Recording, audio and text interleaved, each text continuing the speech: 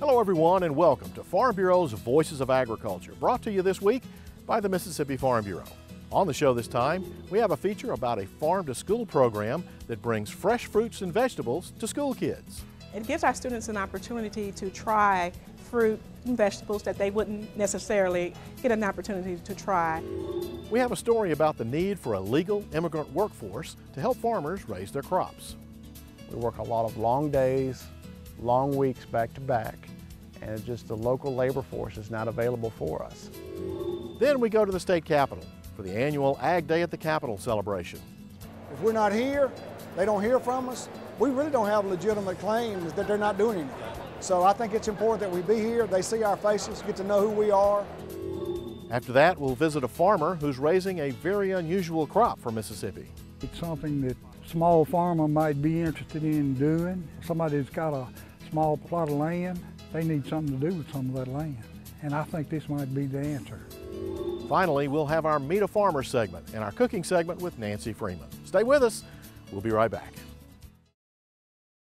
The Farm to School program started in Mississippi in 2002, and it's a partnership between the Mississippi Department of Education and the Mississippi Department of Agriculture and Commerce. It's a program that brings local produce into the school lunch programs that helps local farmers sell their produce, and school kids get to eat locally produced food. But there's a program within this program called the Fresh Fruits and Vegetable Program that provides fresh fruits and veggies as snacks during the day for school kids. Jackson Elementary School in Pascagoula is one of 126 schools in the state that are participating in the program. We get about $2.6 million a year to provide fresh fruits for schools. This is separate from the school lunch program. This is additional fruits and vegetables. As we see in Pascagoula, it will oftentimes take place in the classroom. The kids will come down, get fruits and vegetables they may not see every day. We were eligible to have $65 to $70 per student to spend on fruits and vegetables. And this is all separate from the school lunch program and the school breakfast program. So we're not serving these fruits and vegetables that we're purchasing. We're not serving those in the cafeteria. We're actually taking them to the classroom and using some teachable moments to encourage fruit and vegetable intake. Jackson Elementary Principal Dr. Kateria Payton helped write the grant for the Fresh Fruits and Vegetables program. Our children receive it every Tuesday and Thursday at 9 a.m. and it gives our students an opportunity to try fruit and vegetables that they wouldn't necessarily get an opportunity to try. And every morning our children are excited to come and pick up the fruit and vegetables, and they come by and we encourage each of them to try it. Today the kids are eating cucumbers and chayote, which is a type of squash common in Mexico and the Caribbean. In addition to the food, the teachers are provided with fact sheets to use. We use our fact sheets to read to the students. It'll tell us the vitamins that are in the fruit and veggies, and then it'll also tell us how the students can benefit and their health reasons for it. So when we had the carrots, we read that it was good for our eyesight. And the kids really respond to that and know how to, what to eat to make their bodies healthy. As you can imagine, getting kids to try something new can be a challenge, but in many cases, the effort is worth it. What about the chayote? Did you taste that? Yes, sir. Was it good? It was good with ranch in it. You like the ranch dressing? Yes, sir. Why do you think it's important to try new things? Because if you do it, you will know if you like it or not. The variety of fruits and veggies that the kids are offered is amazing. We had dragon fruit, we've had mango, we've had star fruit, multicolored carrots, tomatoes. That was interesting, and it's exciting to see them eat new healthy things. The fact sheets that the teachers use don't come from the Department of Education. That's something that this school district puts together themselves to help their kids. We print off sheets that have a picture of the plant and the fruit or the vegetable. We give the origin, where it originated, where it came from, what country, how it's grown, ways most people enjoy it, how you can cook it, and just like today with the cucumbers, we learned that it originated in Egypt because they could put water inside the cucumber and it would keep their water cold when they were crossing the desert. The program has many benefits for the children, but it's also a bonanza for Mississippi farmers. When we connect with MDAC, we provide a survey from the schools. They then connect with the farmers who will plant the crops to fill those needs. Every year we look for about $1 million worth of produce, and with farming, with agricultural conditions, it changes a little bit. But every year we see about $800,000 in Mississippi produce come to schools just through the Farm to School program.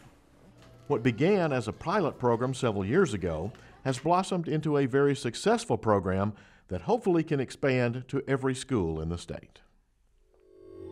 Having a reliable legal workforce is important in any business, but it's especially true in agriculture when a farmer may only have a small window to plant or harvest his crop that will make or break his business for the entire year.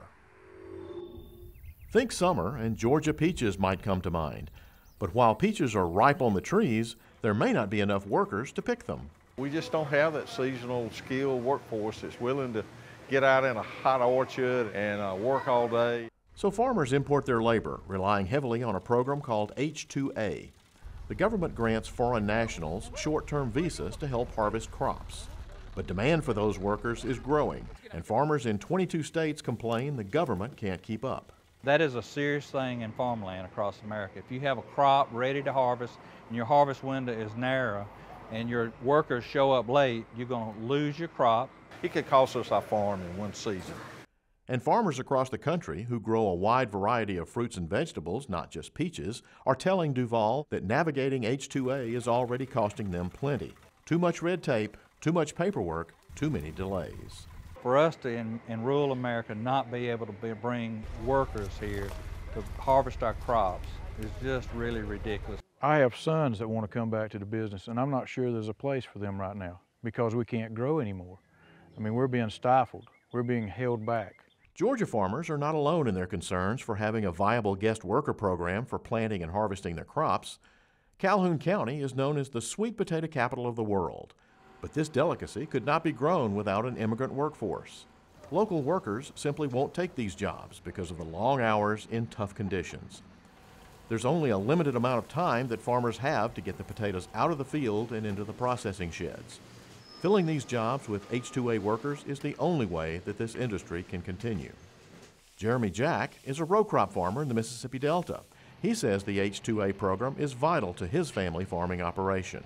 The H-2A program allows us to get workers to get our crops in the fields and out of the fields and irrigated. Without the H-2A guys, we would be burdensome without a labor force to get the job done. We work a lot of long days, long weeks back to back, and just the local labor force is not available for us. Eubanks Produce in southeast Mississippi has been in business since 1992. They grow 2,500 acres of vegetables that must be hand harvested. We do advertise for local labor, so we're advertising for 300 workers to come to our farm.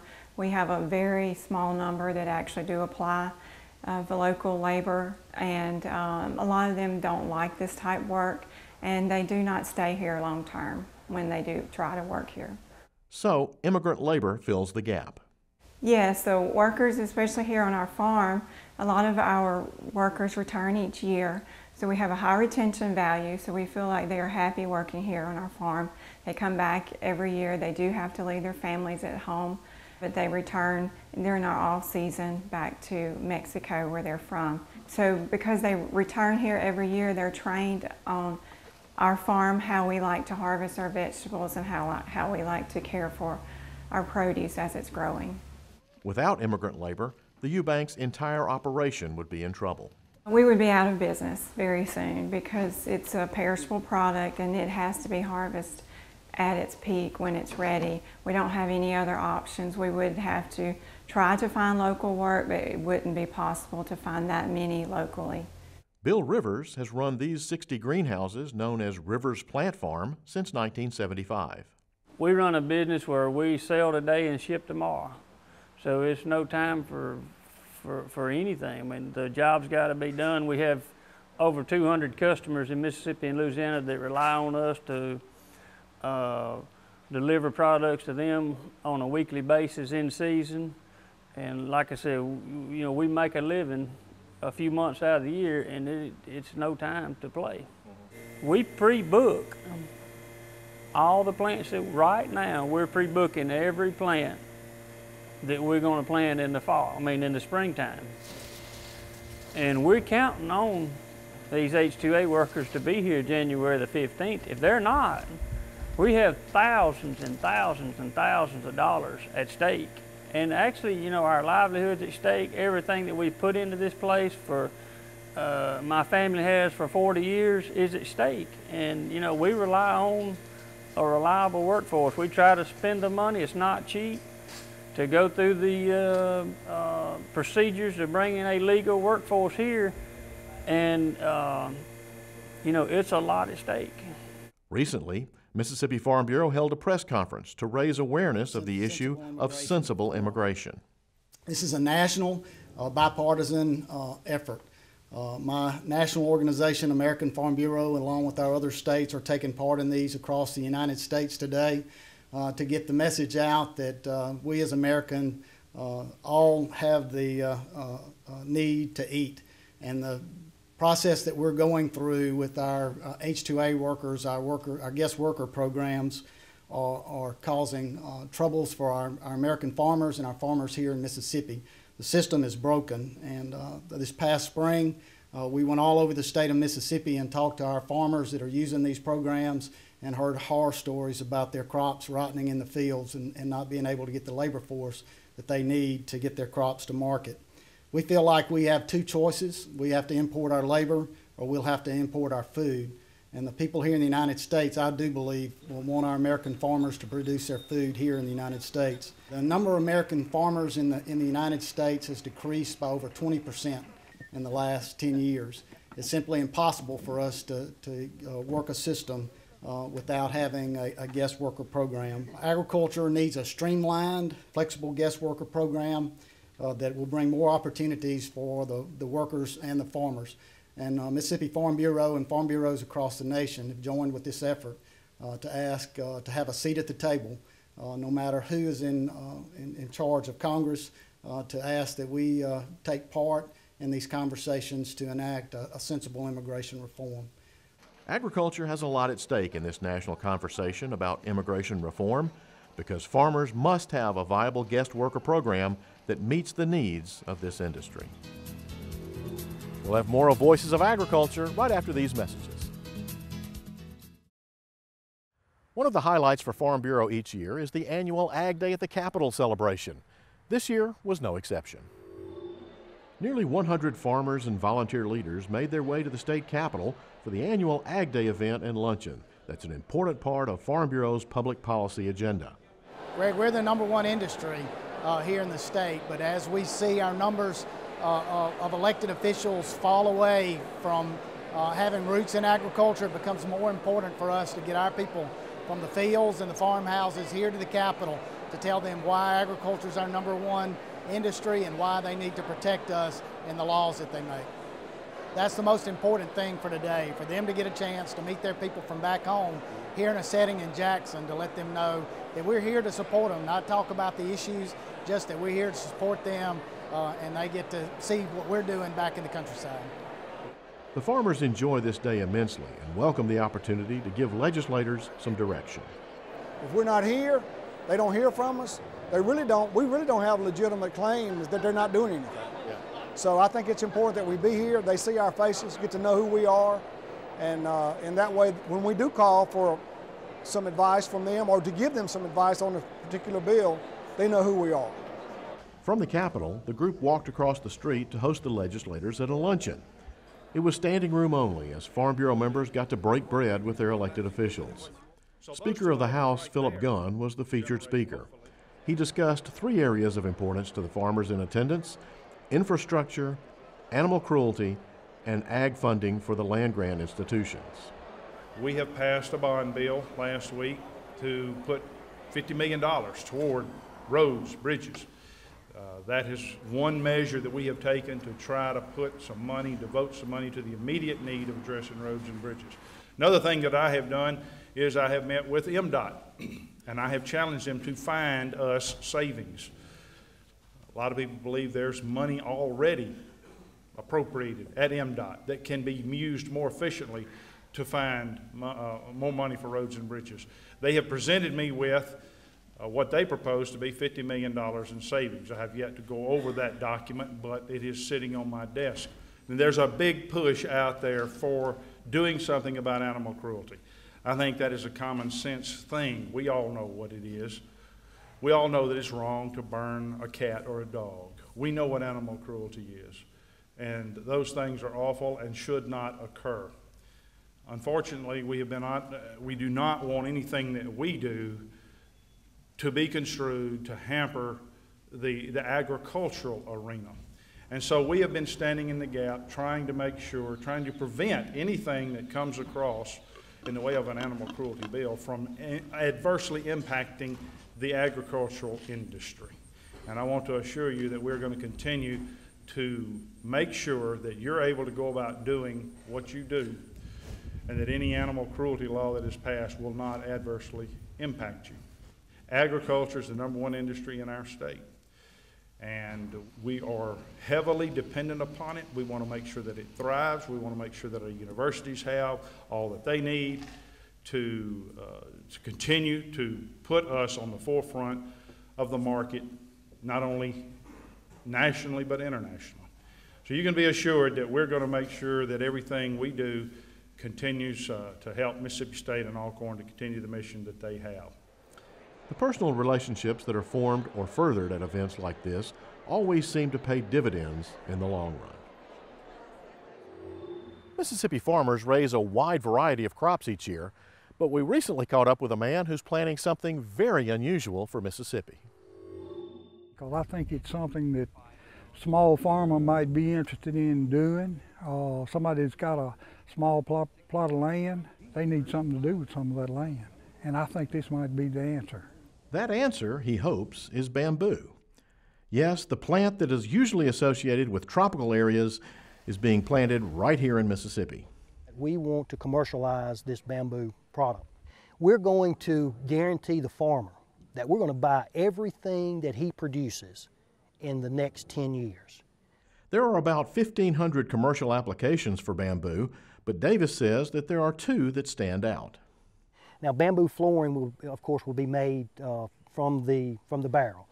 And what they'll do is they'll take it and strip it, and then they compress it and they make the floors, some beautiful bamboo flooring. Now, also, one thing that people don't realize that's made is clothing. Clothing is made out of this hard barrel right here. They have a process that breaks it down into a liquid. They shoot it into a thread, make a thread out of it, and they weave clothes out of it. Very, very soft. It's antibacterial. The athletic companies are heavily looking into it for that antibacterial property. The market for growing bamboo is there, according to Davis. Last year, the U.S. imported 70,000 tons of the stuff. But if we were to take over that market of those 70,000 tons, that would equivocate for us planting 26,000 acres of bamboo just to take care of that one market. We are planting the first acre here in Mississippi, right here. You're looking at the first acre. We've got 4 more acres that we're fixing to plant here in the next, according to the weather, when it will allow us in the next 3 to 4 to 5 days. So basically the first 4 acres are going in the state of Mississippi here in April of 2017. Harvest of these bamboo plants starts in year 3, so stay tuned. We'll have more Voices of Agriculture right after this timeout. Stay with us. In our Meet a Farmer segment this week, we meet a couple from South Mississippi with a large cattle operation. Levi and Shannon Rogers from Covington County. The Rogers run a large cattle operation that spreads out over several counties.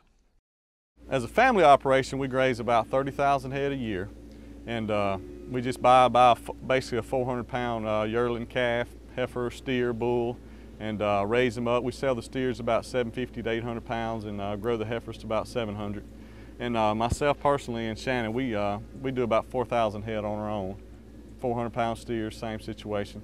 Sell them 750 to 800, and in the wintertime we do a ryegrass. Typical day, I leave the house about 6 or so and just go and try to check the cattle early in the morning. It's the best time to check them, and especially when it's hot, early in the morning or right before dark, one of the two. Just run around and do anything, whether it be, doctoring sick cattle or buying cattle on Mondays or fixing fence, fixing water lines, just feeding cows, just any number of things could come across during the day. Levi's wife Shannon also has a big role in the family business. So I am Levi's bookkeeper for the 4,000 head that we run, and then I also am the bookkeeper for the buying yard on Mondays.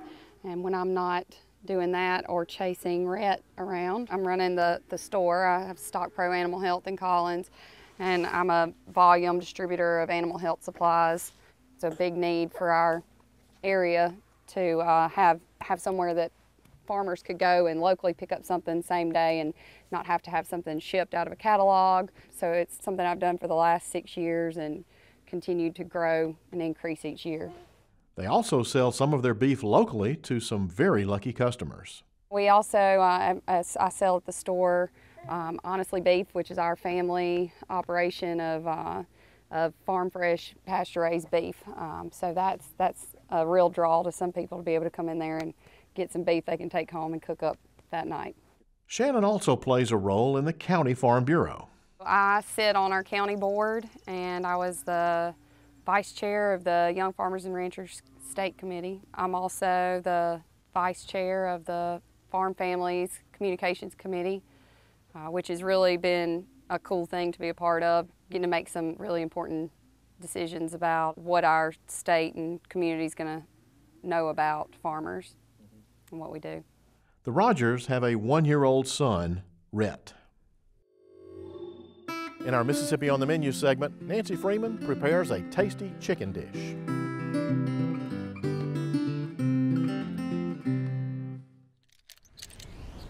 Many families gather around their dinner tables to enjoy a meal featuring chicken, because it's long been recognized for flavor, good nutrition, and its adaptability. Our farm families this past year in 2016 brought in $2.82 billion in production value to our state by raising their chickens on 1,430 family farms. Smith County was our top producing county this past year as well, and a lot of people get confused about hormones and steroids. Chickens are grown without those. It's against federal regulations, so don't worry about it. If you buy Mississippi farm-raised chicken, you're going to get fresh, healthy chicken to enjoy and use in your family meals. This is a quick recipe for a chicken pot pie. I love these one-dish meals. This is chicken that I boiled off with a little salt, pepper, and onion, and taken it and just pulled it into pieces. It takes about 4 or 5 pieces of chicken to do that. And then I reserved 2 cups of the broth. I'm going to use this to blend in with some cream of chicken soup. I love these simple, easy recipes, and I like things that I can use that I already have on hand, such as the broth from when I boiled the chicken. It always makes for a delicious, nice, easy meal that you'll have there. I'm going to switch over and use this little whisk right here, and we're going to blend that together just quick and easy. Now that we have our chicken and our gravy ready, we're going to take and put our vegetables on top. Now I've chosen mixed vegetables. You can use any kind of vegetables that you would like to use. These are 2 of my favorites because I like the mixed blend that comes in there. Maybe your family likes a different style of mixed vegetables, so use what your family likes in this particular one. On top of this, I'm going to ladle that delicious gravy. Oh, this is going to be good in there. Go ahead and just kind of pour that in and around. There's no wrong way to do that, which is kind of nice. And then our topping is going to be flour, butter, and a little bit of milk. This is just blended together and poured on top. Once it's blended up, don't stir it after you pour it on. Pop it in the oven and bake it. I love pot pie. Check it out at our website at growingmississippi.org and have a good chicken dinner ready for your family. And that's all the time we have for this edition of Voices of Agriculture. We hope you've enjoyed the show, and we'll be with us again next time. For all of us here at the Mississippi Farm Bureau, thanks for watching.